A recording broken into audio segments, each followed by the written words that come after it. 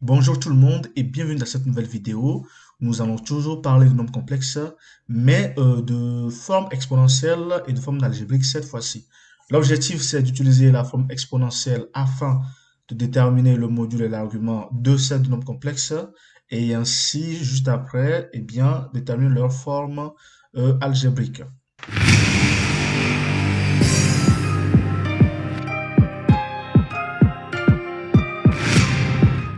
Voici donc l'énoncé. Pour cette vidéo, concernant l'exercice 2, nous n'allons traiter que les deux premières expressions, sachant que la question, c'est de déterminer la forme exponentielle puis la forme algébrique des nombres complexes suivants.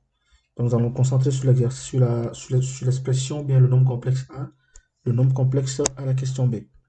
Mais avant cela, nous allons faire quelques rappels, hein, bien évidemment. Lorsque l'on considère un nombre complexe donné, hein, qui est non nul, sa forme exponentielle s'écrit comme suit. Avec R qui est le module de Z, hein, je rappelle que le module de Z, pour Z qui est sous forme de A plus IB, eh bien, son module, c'est tout simplement la racine carrée de la partie réelle au carré plus la partie imaginaire au carré. Donc, A au carré plus B au carré.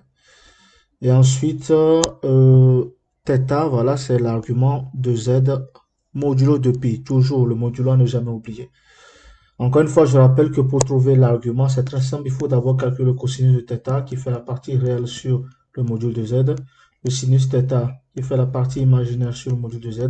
À partir du cosinus et du sinus, il faut trouver θ qui est l'argument.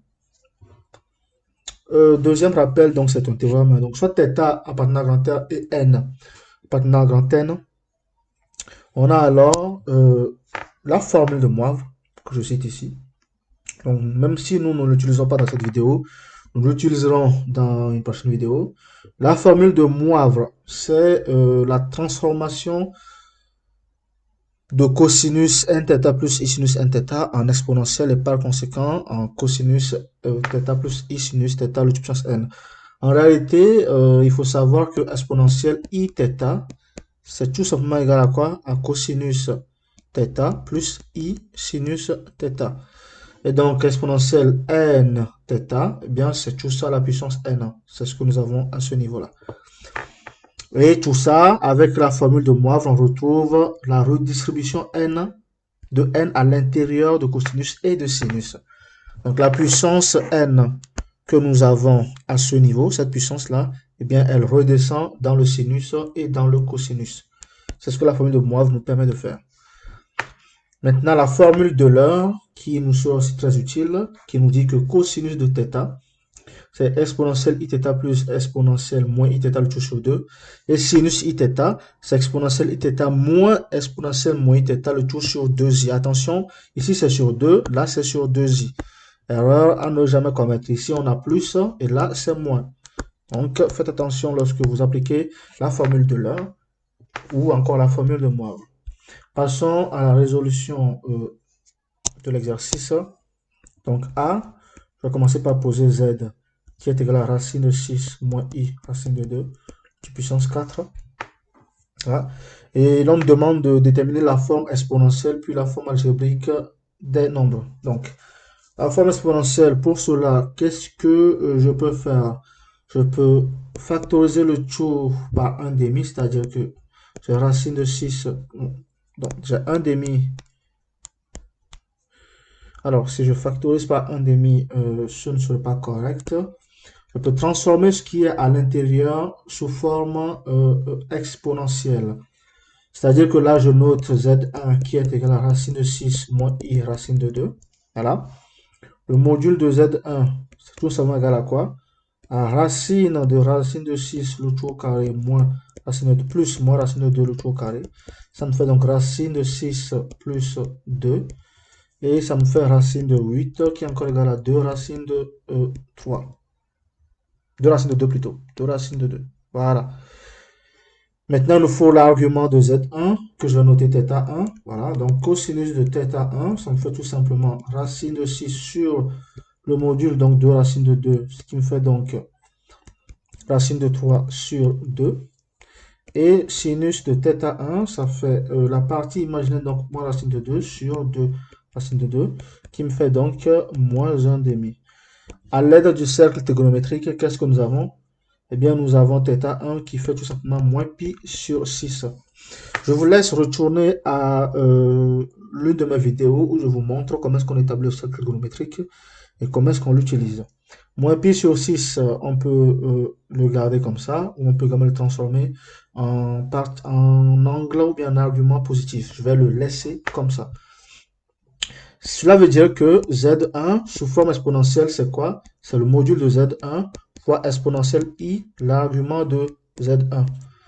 Donc, Z1, c'est égal à quoi? Le module de Z1, c'est 2 racine de 2. Exponentielle I fois l'argument de Z, c'est moins pi sur 6.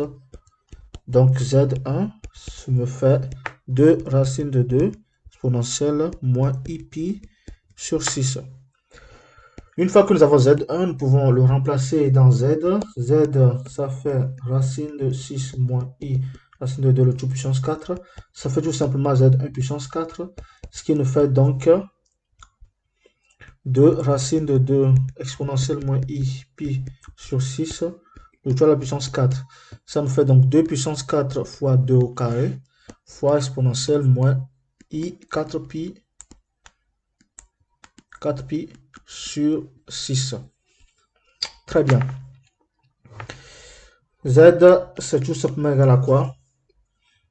2 puissance 4, ça fait 2 au carré fois 2 au carré, ça fait 16. 16 fois 4, ça me fait 64 fois 4 fois exponentielle moins I 4pi sur 6. Ça, c'est la forme exponentielle de Z. Forme exponentielle. Bien, à partir de cette forme exponentielle et en appliquant la formule de Moivre, en appliquant la formule de Moivre, bien, qu'est-ce que nous avons? Nous avons exponentielle moins, bon, je vais plutôt mettre la formule exponentielle n, in θ, c'est quoi? C'est cosinus n θ plus i sinus n θ. Voilà, tout simplement. Donc, z, ça nous fait 64 fois cosinus moins 4pi sur 6 plus i sinus moins 4pi sur 6. Donc, égal à quoi? 64 fois cosinus moins 4pi sur 6, c'est encore cosinus 4pi sur 6, parce que cosinus, c'est une fonction paire. Et le moins de sinus va sortir, donc ça me fait un moins i sinus 4pi sur 6. Bien, 4pi sur 6, on peut également transformer cela. Hein. 4pi sur 6, 4pi sur 6. On peut, bon, soit on transforme cela, soit on peut le calculer directement à la calculatrice, ou utiliser le cercle trigonométrique. Donc le cercle, je ne l'ai pas devant moi, donc je vais utiliser la calculatrice de mon côté. Et lorsque je fais cosinus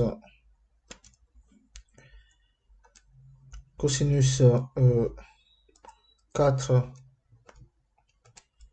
pi sur 6, je retrouve tout simplement moins 1,5.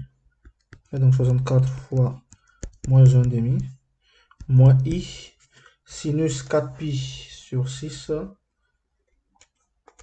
qui me donne racine de 3 sur 2. Voilà. Ça, c'est notre z. Pour avoir la forme algébrique, z, c'est égal à quoi? À moins 64 sur 2 moins i 64 racine de 3 sur 2. C'est-à-dire que z, c'est moins 32 moins i 32 racine de 3. C'est ça la forme géométrique, forme algébrique, pardon. Forme algébrique de z. Voilà. Donc pour la question A, voici ce que nous avons. Je vous laisse me dire si vous remarquez des erreurs de calcul. Hein. Je suis toujours ouvert à les traiter. Question B. Grand Z, c'est égal à quoi? C'est 2i moins 2 racine de 3. Donc ça fait 2i moins 2 racine de 3 divisé par 4 moins 4i moins 4. 4i moins 4, tout simplement. 4i et moins 4. Voilà. Donc, qu'est-ce que nous remarquons? Nous remarquons que c'est un quotient de nombre complexe. Et au numérateur, on peut mettre 2 en facteur. Nous aurons donc i moins 2, moins racine de 3. Voilà. Et 4 en facteur au dénominateur, nous avons i moins 1. En mettant 4 en facteur au numérateur, nous aurons i sur 2 moins racine de 3 sur 2. Divisé par quoi? Divisé par 4 facteur de i moins 1.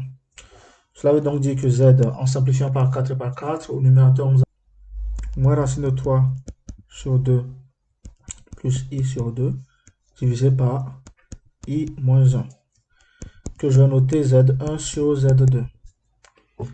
Le module de z1, c'est tout simplement la racine carrée de 3 sur 2 plus 3 sur 4, pardon, plus 1 sur 4, ce qui nous fait donc 1. Et cosinus de θ1 qui est associé à l'argument de z1, c'est tout simplement moins racine de 3 sur 2. Sinus de θ1, c'est tout simplement 1 sur 2. Et l'angle qui est associé, c'est quoi? C'est θ1 qui est égal à 5π sur 6. Voilà. 5π sur 6. Ça veut dire que Z1 peut s'écrire sous la forme exponentielle 1 fois exponentielle i 5π sur 6. Ça, c'est pour Z1. Bien. Ce qui est pour Z2. Donc, module de Z2 qui est au dénominateur. C'est la racine carrée tout simplement de 1 plus 1, qui fait donc racine de 2. Et cosinus de θ2, ça nous fait donc la partie donc moins 1 sur racine de 2 tout simplement, qui nous fait moins racine de 2 sur 2. Et sinus de θ2 qui est égal à 1 sur racine de 2, qui fait racine de 2 sur 2. L'angle qui correspond à ces deux valeurs de cosinus et sinus, c'est tout simplement l'angle 3 pi quart. Voilà. 3 pi quart. Très bien.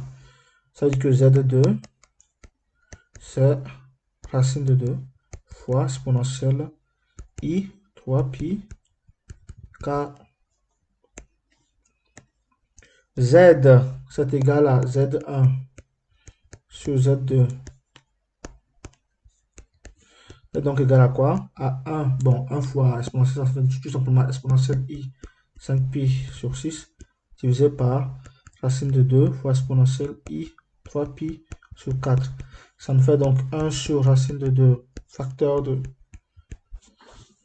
exponentielle i 5π sur 6 moins i 3π sur 4.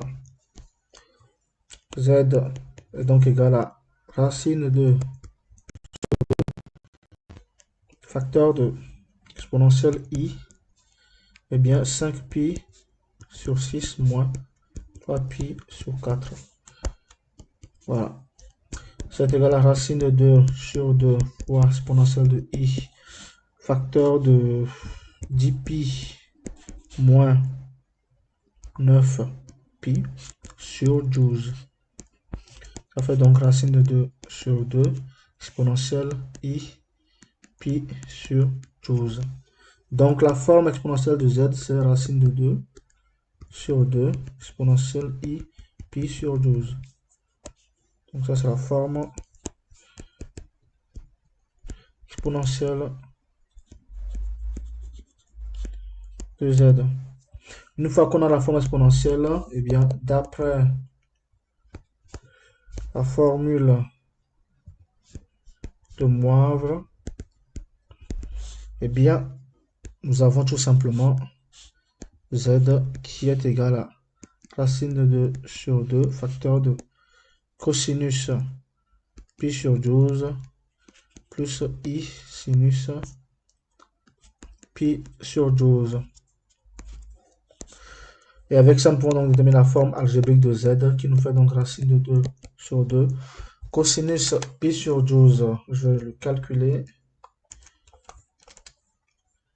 C'est tout simplement égal à... Ah oui, c'est quand même assez... c'est assez costaud ce cosinus là. C'est égal à racine de 6 plus racine de 2 sur 4 plus I. Et le sinus... sinus nous fait racine de 6 moins racine de 2 sur 4. N'hésitez pas à me dire lorsque vous remarquerez des erreurs dans le calcul. Hein. Parce que l'on n'en est pas à l'abri, il se peut qu'il y ait de vraies erreurs. Autant les remarquer et m'en parler. N'hésitez pas à le mettre dans les commentaires lorsque vous en verrez. Mais sinon, jusque-là, tout me semble plutôt correct. Continuons. Nous allons faire entrer racine de 2 sur 2, ou pas hein, d'ailleurs. Bon, parce que on a déjà la forme algébrique, mais ça me fait donc racine de 2 fois racine de 6 plus racine de 2, tout sur 8, plus I, racine de 2, facteur de racine de 6 moins racine de 2, le tout sur 8 également. Ça fait donc racine de 8 plus 2 sur 8 plus I, racine de... Non, pas racine de 8, hein, racine de 12, autant pour moi. Voilà, 12. Plus racine de 12 moins 2 sur 8. C'est donc égal à racine de 12, ça fait 2 racine de 3. Plus 2 sur 8 plus I. 2 racine de 3 moins 2 sur 8. En simplifiant par 2, nous obtenons donc ainsi Z est égal à racine de 3 plus 2 plus 1 pardon, sur 4 plus I racine de 3 moins 1 sur 4. Et ça, c'est la forme algébrique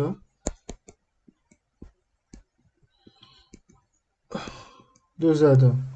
Je vous invite à me signaler de potentielles erreurs de calcul dans la rédaction que j'ai faite. Je vous dis donc à la prochaine vidéo pour traiter les expressions C et D. Je vous remercie d'avoir suivi cette vidéo. Je vous invite à me suivre régulièrement et à suivre régulièrement ma chaîne. Je vous invite également à liker cette vidéo, voilà celle-ci. Je vous invite à la commenter avec vos questions et vos interrogations. Je vous invite également à vous abonner à cette chaîne parce que vous verrez régulièrement de nouvelles vidéos qui parlent voilà, de sciences, d'études académiques et j'en passe. Je vous invite enfin à consulter la description de cette vidéo pour y voir mon adresse mail sur laquelle vous pouvez m'envoyer des exercices un peu plus compliqués et des interrogations que vous aurez du mal à mettre dans les commentaires. Merci, à bientôt.